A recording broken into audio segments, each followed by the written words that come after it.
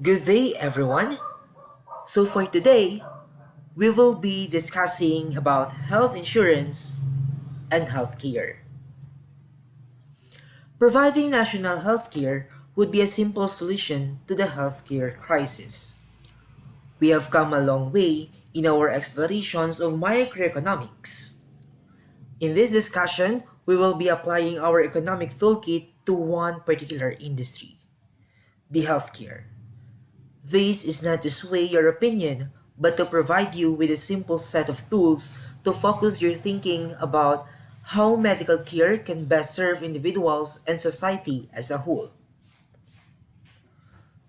Furthermore, we will be describing how the healthcare industry works and how the government and the market can each make the delivery of healthcare more efficient. And now, let's have a short background on the health insurance and health care. Well, strengthening forces on national healthcare would be a simple solution to the healthcare crisis and other existing issues concerning the field. It has been a controversial discourse on how national healthcare could be a possible solution to healthcare crises as it helps to control costs. In addition, there is a necessity to know on how the national healthcare industry generates its mechanism and how the role of the government and the market contribute on the delivery of healthcare become more efficient and its impact in addressing existing issues concerning the health and welfare of the people. At this point, let's have a short review on the historical foundations of United States towards their healthcare. Taking glance on its historical foundations, records have been suggesting on how life expectancy in the United States have changed into advantageous in the part of its constituents. As per the record, an estimations from less than 50 years old, making it possible to extend the life expectancy to 80 years long gain. Well, because of the advancement on delivery of medical care, they have given its opportunity to attain the possibilities on life expectancy.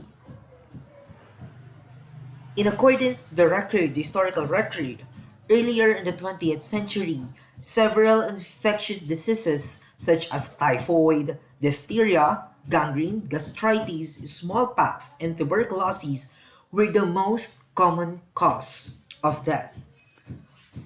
But because of the existence of several antibiotics, it had made they have either been completely eradicated or are extremely rare.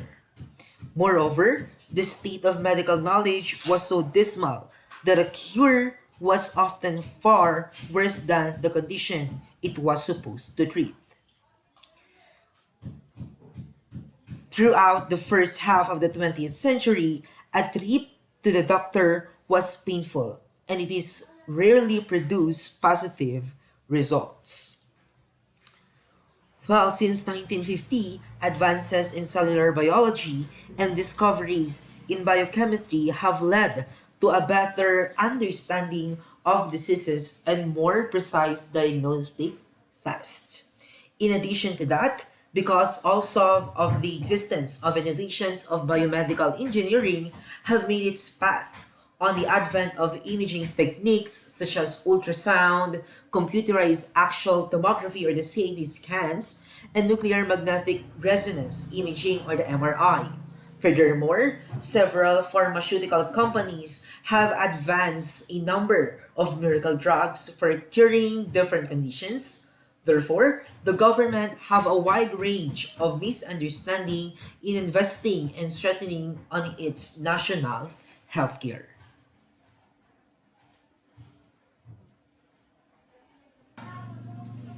Let's discuss the healthcare expenditure by answering the question, why does healthcare take up so much of our budget? Well, there are a number or there are several reasons to answer the question. First, health insurance plays a contributing role. So one of the example of these in the insured people. What happened to the insured people? These are the patients who are more open and willing to conduct medical tests and examinations out of their expense. Likewise, the doctors are willing to request more tests that are necessary when they know that the patient have the capacity to pay the expenses that are covered by health insurance. Another reason for high healthcare costs is the number of uninsured people in the United States. Now, who are those or who are these uninsured people? These are the patients who are less likely seek help from the doctors and will take risk the possibility of deteriorating conditions that can be difficult and costly cure. Demand in medical term is inelastic, which builds the confidence of hospitals and other medical providers to charge the way they want and patients will have to pay.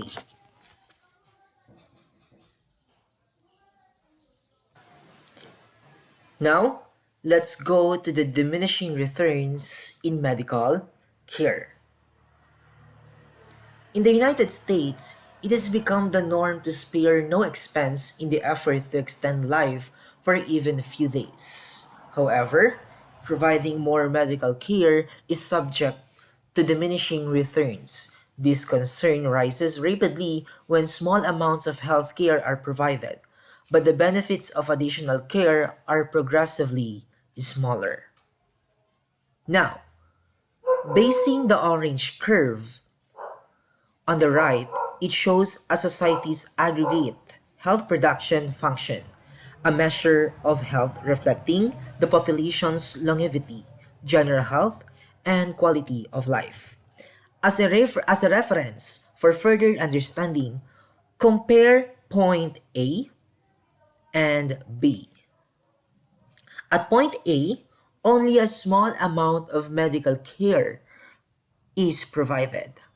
But this care has a large impact on health. The slope of point A represents the marginal product of medical care. However, by the time we reach point B, at a higher amount of care provided, the marginal product of medical care is much flatter, indicating the existence of diminishing return. Rationale on medical cost. Now we will be tackling regarding with the different factors affecting on the cost in the medical field. Underlying forces on market has been fueling the characteristics conflict that exist concerning consumers, producers, and intermediaries. Thus, it helps explain the difficulty of providing medical care at irrational cost. In the context, consumers want every single treatment to be covered. Providers want a steady status on their business and don't want to prosecuted for malpractice.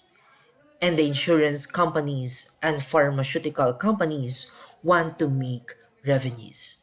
So these are the things that must be considered on the rationale or the reasons on medical cost.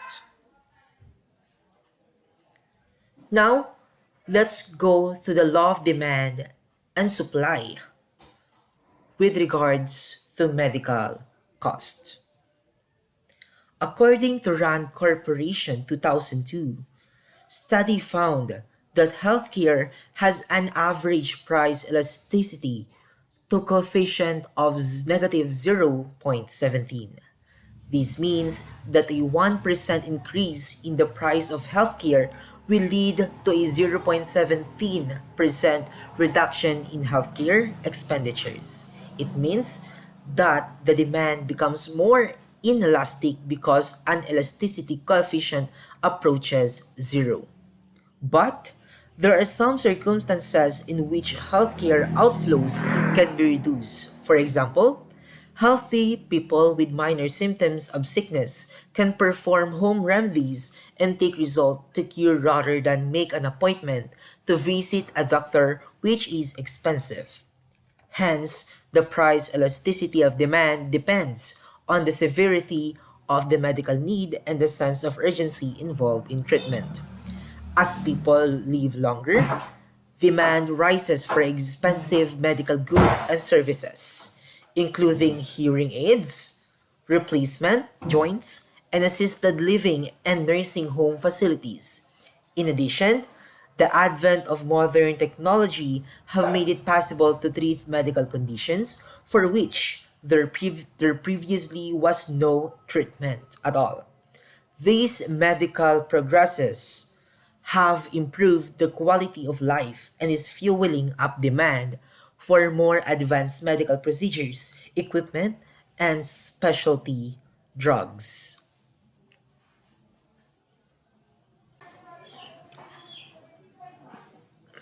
Next, we will be discussing asymmetric informations and its impact on healthcare delivery. Asymmetric information refers to the imbalance in information that occurs when one party knows more than the other. This has two forms: adverse selection and principal agent problem. Adverse selection exists when one party has information about some aspect of product quality that the other party does not have. As an effect, the party with inadequate information should be concerned for it could be used to misrepresent informations to gain benefits on their part. The only way to avoid an adverse consequence is to accumulate information.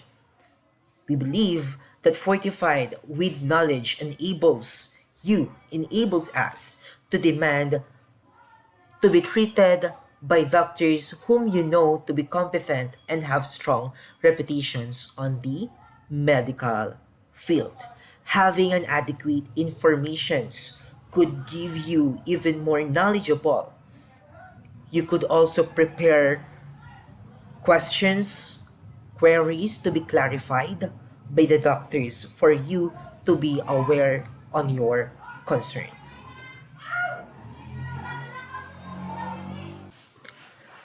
Asymmetric information and its impact on healthcare delivery. What is asymmetric information? When we say asymmetric information, it refers to the imbalance in information that occurs when one party knows more than the other. This has two forms: adverse selection and principal agent problem. So, first is adverse selection. These exist when one party has information about some aspect of product quality that the other party does not have. As an effect, the party with the inadequate information should be concerned for it could be used to misrepresent information to gain benefits on their part. The only way to avoid an adverse consequence is to accumulate information.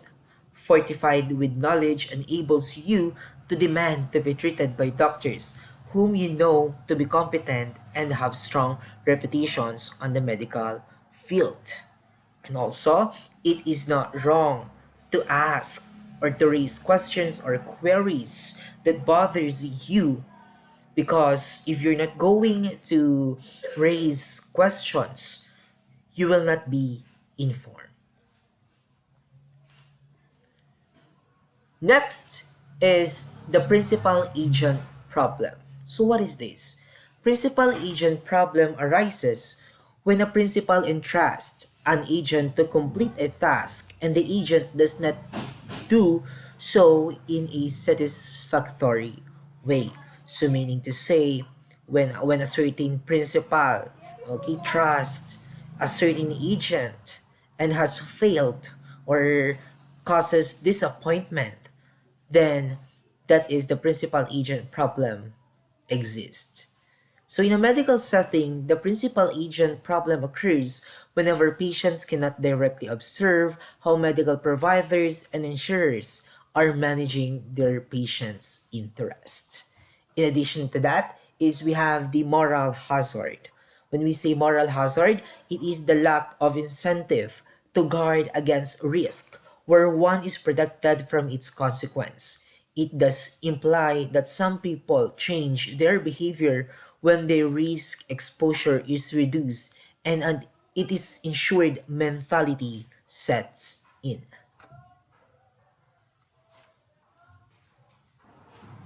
Now, let's talk about the incentives' influence on the quality of healthcare.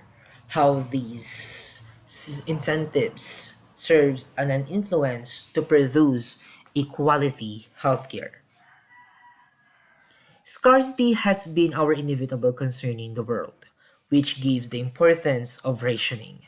Different rationing mechanisms that are used in medical care must be understood.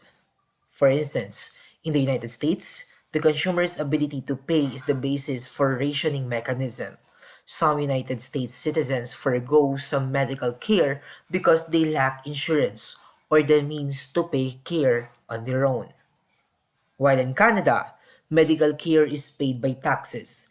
Each citizen is treated equally, but access to immediate medical treatment is more restricted. There are several ways in how Canada provide medical care to every citizen. First, the government sets the rates that are paid to medical providers. Second, physicians are not permitted to have private practices. Third, hospitals receive grants from the government to cover the cost of providing care.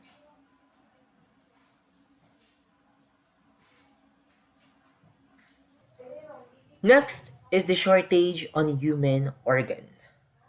Altruism alone has not provided enough organs to meet the demand, leading to a shortage of many vital organs. Due to continuous experience shortages of human organs, the supply must be controlled. Whether the regulating takes place through markets or waiting in line, mechanism is a matter of efficacy. As a result, using markets in some form may be one way to prevent avoidable deaths. Nonetheless, the ethical observations are significant. Well, several proposals in line with these comprise the following: allowing of people to receive tax deductions, college scholarships, and guaranteed health care in exchange for donating an organ. A behavioral solution would require people to select out of organ donations in the event of their death. All these proposals would decrease the ethical problems while still binding the power of economics to save lives. Next is selling OVA. This is where American women with college lands can help pay off their debts by donating their OVA. According to the report of The Atlantic in 2012, exploring the donations process and experience has been phenomenal. For instance, the donor is compensated to go to a fertility clinic and numerous weeks of hormones treatments initiates. As a consequence, the donor receives money ranging from $5,000 to $15,000. Those have been successfully implanted and led to the birth of a healthy child are in high demand. The procedure is not without risk, including rare but potentially serious complications for donors and a high incidence of multiple births among recipients. Additionally, long-term risks are not well understood. Thank you and have a great day.